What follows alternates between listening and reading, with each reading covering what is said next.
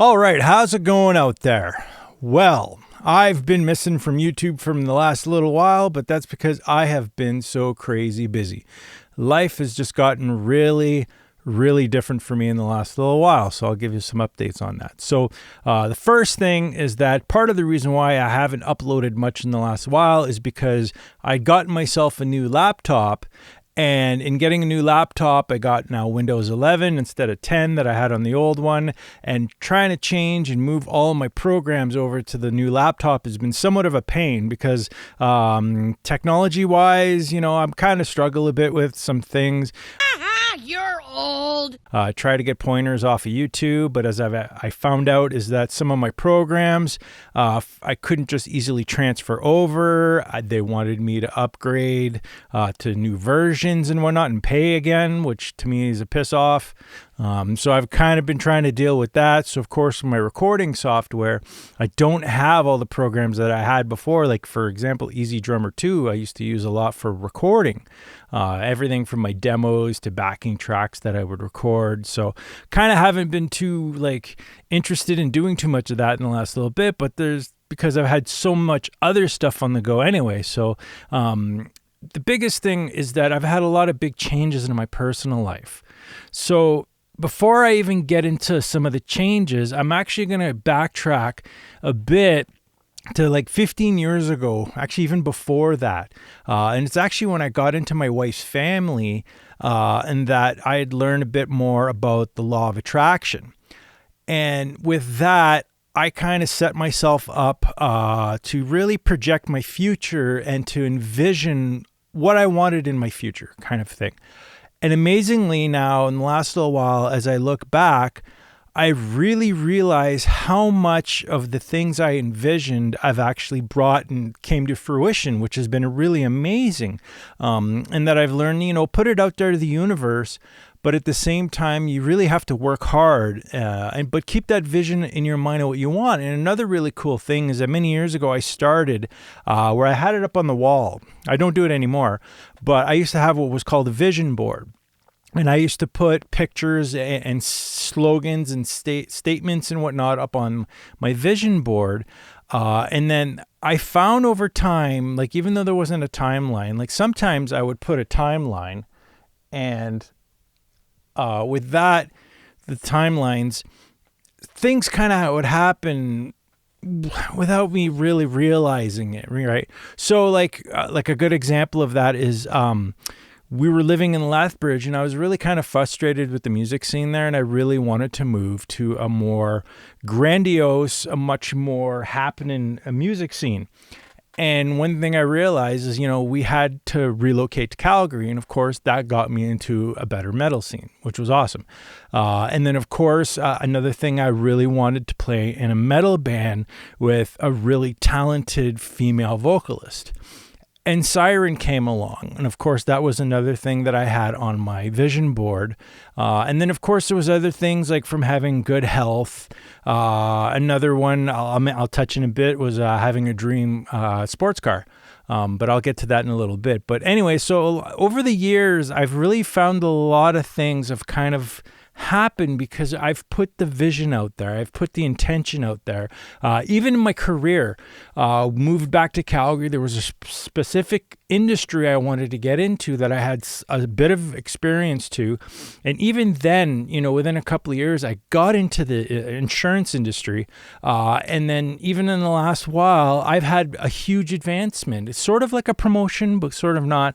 But a big part of that sort of advancement was the chance at having a company car. So I've actually got myself a full-time company vehicle, and it's kind of changed some other things for me. So now, a lot of people know that I've had the Toyota Tacoma truck, and I really wanted a truck like that for so many years. But as it happened, I don't really have the need for it anymore. I have a full-time company vehicle. So I was like, the other thing I'd always wanted was a sports car, like a dream sports car of mine. And sort of I'm going to joke a bit about the whole midlife crisis thing because it seems like I'm going through that right now.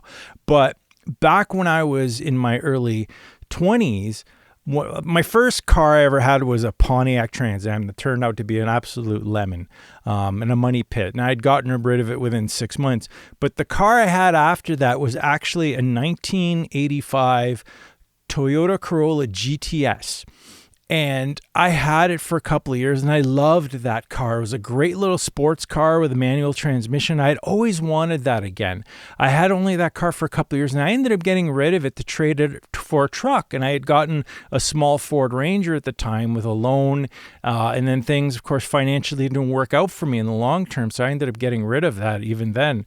And I went out without a vehicle for like a year and a half. But the whole other story. But I always missed having that little sports car. So when this whole thing with my job came up with having a full-time SUV, then all of a sudden, even for music stuff, I'm like, I have use of this on the weekends, this vehicle. I can haul music gear in it, right? I have bandmates. We can move other stuff, right? So I thought, I don't have the need for my pickup truck anymore. So what we did is I actually went and traded my Tacoma and I got myself a little sports car, pretty much similar to what I had back in the day, but just a little bit more modern. And I'd gotten myself a Subaru BRZ TS Murasaki edition, which is pretty much the purple edition.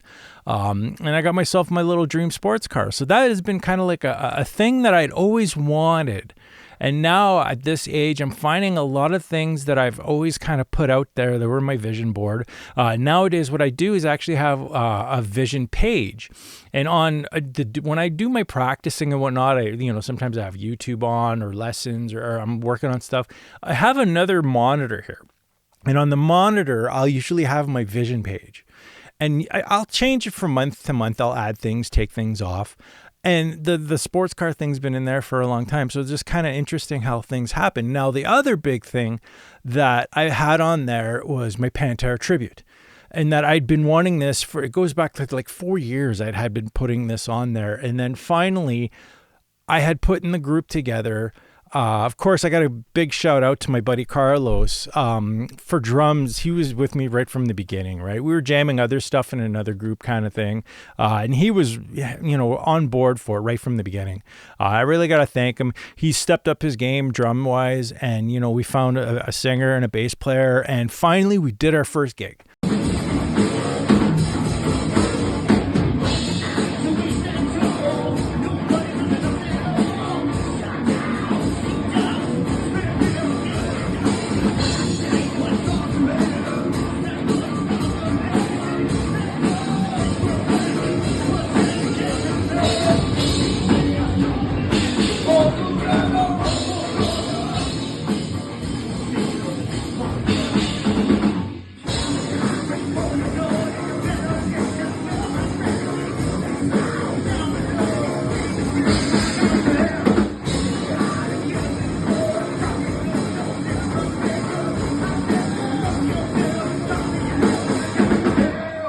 So the Great Western Trendkill finally did its first gig.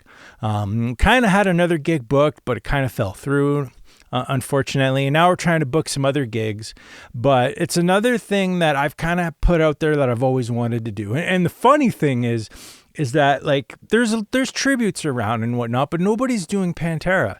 And it's something I've personally wanted to do for a long time. And those that know, I used to do Metallica tribute. I was in that for a while and I enjoyed the whole tribute aspect of things, right? Especially Dimebag. He's my number one, always has been. No, I don't play exactly like Dime. Nobody can, but I try to do my best to pay homage to him. Even if the solos aren't note for note, they're as close as I can get to them. The riffs, I try to do my best on them.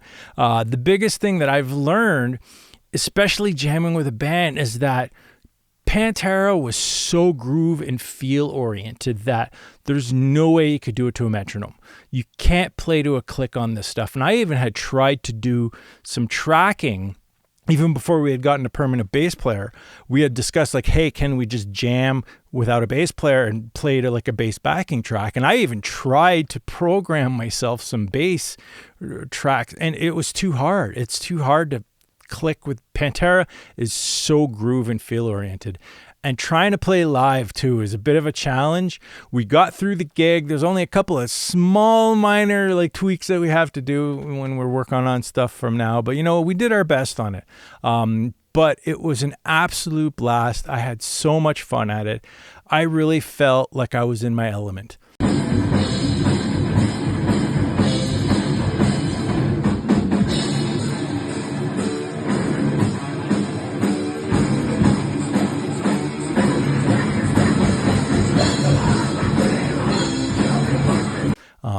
So we're going to keep it going. We're going to add more songs, do some more learning. And it's given me a fire musically again for a bit, especially I was really concentrating on my career, my day job, and the changes that have been going on with that in the last while. And now I'm finally getting comfortable with where I am there, that I can actually, you have that time musically now, and work on music. And the thing is, Die Hard, there unfortunately hasn't been anything happening. And the biggest struggle I'm finding is I'm trying to book gigs. I'm talking to promoters, but it's hard. Nobody wants to pay an original band anything anymore. And we got guys from different provinces. They got to travel. We got to make something.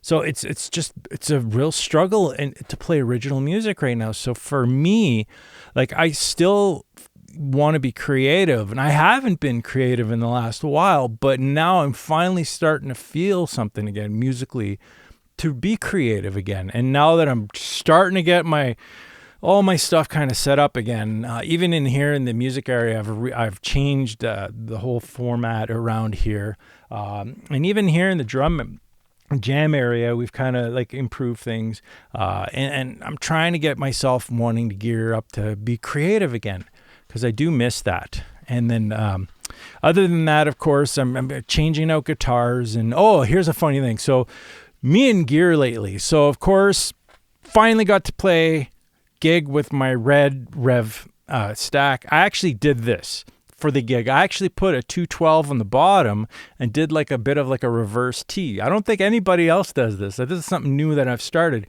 because I wanted to still have the 412 speaker setup, but high enough, especially for me to hear when I'm playing on the stage.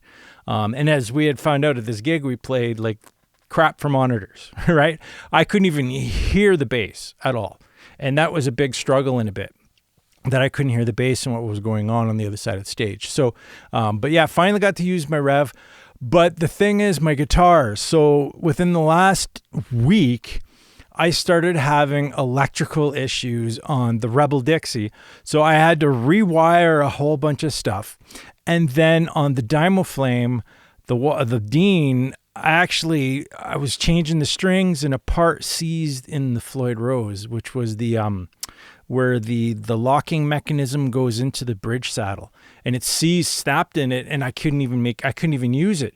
So I actually had to throw Floyd Rose off one of my USA Jacksons. I took it off the Kelly to use it on that guitar. So now I got to find I'm going to find an original Floyd Rose to put on the Dean though, and then put that Floyd Rose back on my Kelly. So now with gear, and stuff, and I'm still wanting other guitars, I'm still selling some stuff. I still have an inkling, I guess you could say, to get myself a Fender Strat. But it's interesting. I'm feeling kind of old school lately, like getting a Fender Strat. I kind of want to get a Gibson Les Paul Standard again, but I want to find a good one and not a piece of junk like the one I had way back in the day.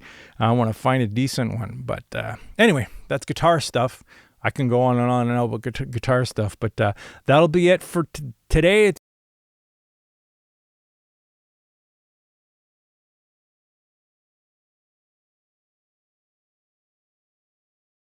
More of a quick update, another rambling of me going on, and hopefully it doesn't take me like another couple of months before the next video. So until next time, shred on, take care.